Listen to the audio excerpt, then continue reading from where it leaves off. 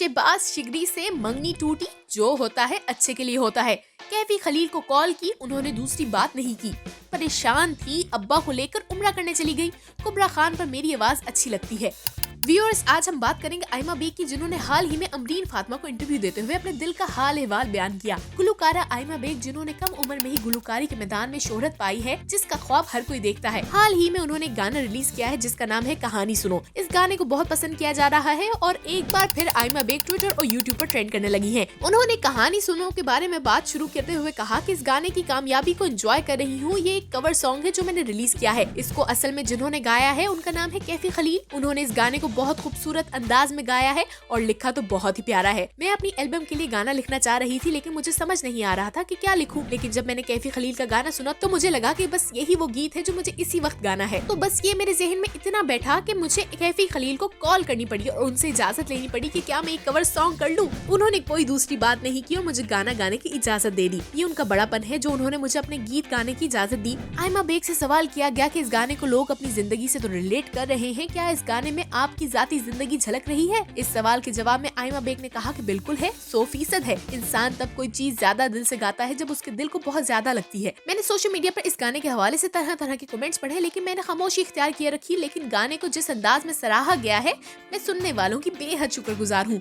एक आर्टिस्ट अपने आर्ट के जरिए अपने म्यूजिक में जो एक्सप्रेशन ला सकता है, उसके जरिए ही अपनी पर्सनल लाइफ डिस्कस करता है। एक सवाल के जवाब में उन्होंने कहा कि लोगों को समझना चाहिए कि हम भी इंसान हैं, हमारे भी जज्बात हैं, हमारा भी दिल टूटता है। कहानी सुनो जब पहली बार सुना तो मेरी आंखें नम हो गईं और जब तक गाया तब तक मेरी आंखों से आंसू काफी हद तक सूख चुके थे। मैंने इस गाने को बहुत ज्यादा दिल से गाया है, इसीलिए तो लोग इस गीत को खुद से रिलेट कर रहे हैं। कहानी सुनो मेरे दिल से हमेशा करीब रहेगा। ये गाना मेरे लिए हीलिंग प्रोसेस है। पिछले दिनों आपके साथ एक ट्रेजेडी हुई, आपने उस सारी सूरत हाल का सामना किस तरह से किया? इस सवाल के जवाब में आयमा बेग ने कहा कि जब ऐसा कुछ होता है तो मैं घर से बाहर ही नहीं निकलती, ना ही किसी को जवाब देती हूँ। बाज़ औक़ात बहुत दिल करता है जवाब दूं, लेकिन मैं खामोशी इख्तियार किए रखने में ही आफियत समझती हूँ। मैं खुद को सेलिब्रिटी नहीं बल्कि पब्लिक फिगर समझती हूँ। मुझे एक गिला है कि लोगों को पूरी बात का पता भी नहीं होता और वो आर्टिस्ट का सोशल मीडिया पर ट्रायल शुरू कर देते हैं। आयमा बेग ने कहा कि हर इंसान अपनी जिंदगी में किसी न किसी मुश्किल वक्त से गुजर रहा होता है। आर्टिस्ट भी आम लोगों की तरह होते हैं। आप शदीद तनकीद की जद में नहीं। सारी सूरत हाल आपके लिए कितनी तकलीफ दे थी?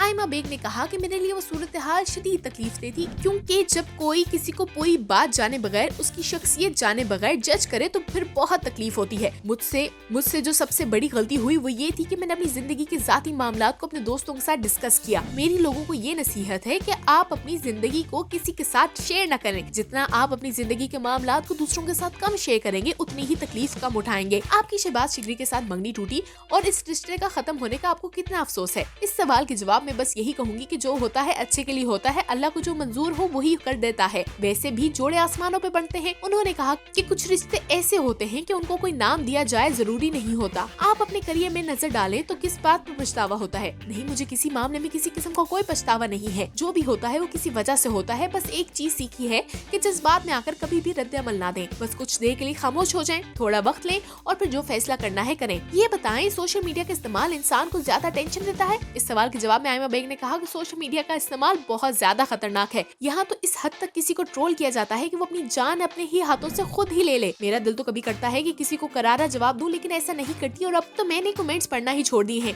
सोशल मीडिया का बस इतना ही इस्तेमाल होना चाहिए कि कोई चीज पोस्ट करो और भाग जाओ और फिर ना देखो कि कौन क्या कमेंट कर रहा है। आप उम्रा करने भी गई, वहाँ से जो तस्वीर शेयर की उनकी कैप्शन काफी दिल को परेशान कर देने वाले थे। ऐसा क्यों? इस सवाल के जवाब में आयमा बेग ने कहा कि मैं जब बहुत ज्यादा परेशान थी कि सोशल मीडिया पर ट्रोल हो रही थी, तो ऐसे में मुझे लगा कि बस अल्लाह के आगे सर झुका देना चाहिए। मैं अपने अब्बा को लेकर उम्रा करने चली गई। अल्लाह ने मुझे बुलावा दिया और मैं वहाँ पहुँच गई। पहले भी 2 बार उम्रा कर चुकी हूँ, लेकिन इस बार जब मैंने उम्रा किया तो मुझे बहुत सारी ऐसी चीजों का एहसास हुआ।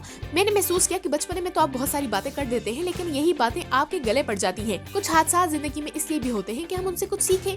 आपके गाए हुए गीत आप क्या समझती हैं कि किस हीरोइन पर ज्यादा अच्छे लगते हैं? मुझे लगता है कि कुबरा खान पर मेरी आवाज बहुत ज्यादा सूट करती है। आयमा बेग ने कहा कि मुझे अदाकारी की ऑफर्स तो आती रहती हैं, लेकिन लेकिन मैं अभी अपनी तवज्जो गुलकारी पर रखना चाहती हूँ। आयमा बेग ने एक सवाल के जवाब में कहा कि मुझे सियासत में बिल्कुल भी दिलचस्पी नहीं है, ना ही कोई सियासतदान मेरा फेवरेट है। आयमा बेग ने कहा कि मैंने 7 साल की उम्र में गायकी का आगाज किया। मैं बहुत शर्मीली थी, लेकिन गाना सुनते ही मेरा दिल करता था कि मैं भी गाऊं। बस मैंने फैसला कर लिया कि मैं बड़ी होकर गुलकारा बनूंगी और गुलकारा बन गई। उन्होंने मजीद कहा कि साहिर अली बग्गा के साथ गाना गाना मेरे म्यूजिक करियर का टर्निंग पॉइंट था। उनके साथ गाना गाना एक अच्छा तजुर्बा रहा, बहुत कुछ सीखा। जब भी उनसे मिलती हूँ या कोई गाने का सेशन अटेंड करती हूँ तो वो बहुत ज्यादा नसीहतें करते हैं। तो जनाब, इसके बारे में आपकी क्या राय है? हमें कमेंट्स में बताएं और वीडियो को लाइक और शेयर करना मत भूलिए।